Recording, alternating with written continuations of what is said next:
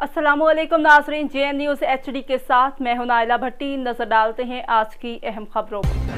खबर शामिल करते हैं मंडी अहमदाबाद से। हमारे ब्यूरो चीफ ओकाड़ा की रिपोर्ट के मुताबिक थाना हवेली लखा की दबंग कार्रवाई, बदनाम जमाना मंशियात फरोश रफीक उर्फ फेकी गिरफ्तार।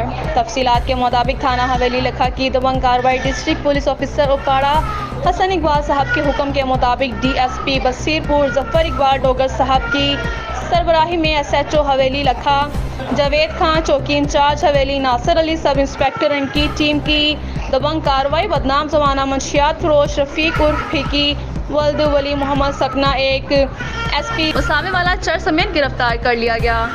मुलजिम के कब्जे से 2400 ग्राम चर्च और रकम विटक 2540 रुपये बरामद। मुकदमा नंबर 22/394 बजुर्म 9C/CNSA दर्ज। अहले लखा का SHO थाना हवेली लखा को खराजे तहसीन।